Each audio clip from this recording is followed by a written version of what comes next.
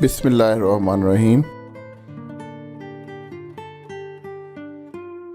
फरमान हज़रत अब्दुल कादिर जिलानी।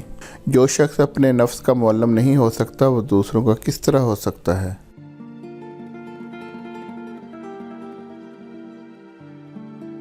झूठ से बचो और हंसी मजाक में भी झूठ ना बोलो।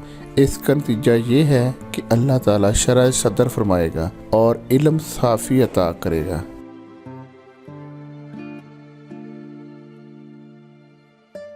शाहाने दुनिया के दरबार में जब लोग साफ़ो पाकीज़ा होकर जा सकते हैं तो फिर शहनशाह हकीकी के दरबार में गुनाहों की आलूदगी और शिरक की निजास्तों के साथ क्यों कर दाखिल हो सकते हैं।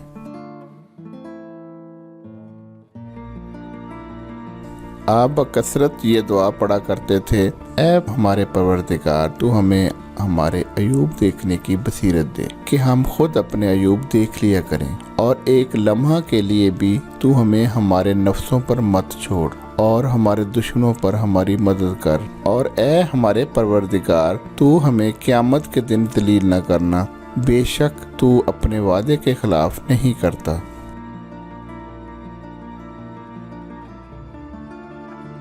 आप फरमाते हैं कि क़यामत तक मेरे दोस्तों और मुरीदों में से जो कोई ठोकर खाएगा तो मैं उसे थाम लूँगा।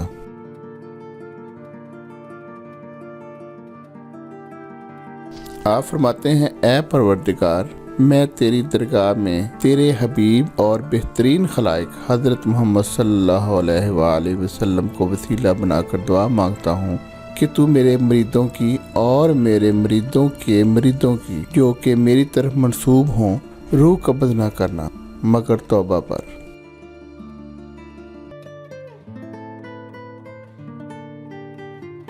पहले इल्म पढ़ो, इसके बाद गोशा नशीन बनो। जो शख्स बदून इल्म के इबादत इलाही में मशगूल होता है इसके जुमला काम बनिस्बत सुधरने के बिगड़ते ज़्यादा हैं।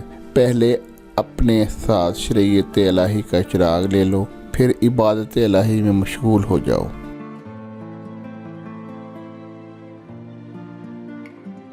जो शख्स अपने इल्म पर अमल करता है अल्लाह उसके इल्म को वसी करता है और इल्म लदुन्नी जो उसे हासिल नहीं था सिखलाता है।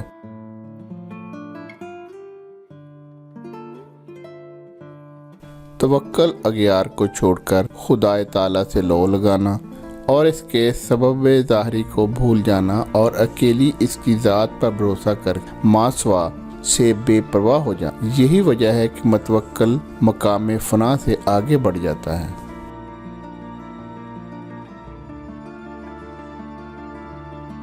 तौबा ये है कि अल्लाह ताला अपनी पहली अनायत व तवज्जो अपने बंदे पर मबदूल फरमाकर इसके दिल पर इशारा करे और अपने शफ़क़त व मोहब्बत के साथ ख़ास करके उसे अपनी तरफ खींच ले। इस वक्त बंदे का दिल अपने मौला की तरफ खिंच जाता है और रूह, कल्ब और अक्ल इसके ताबे हो जाती है और अब वजूद में अम्र इलाही के सिवा और कुछ नहीं रहता। यही सिस्त तौबा की दलील है।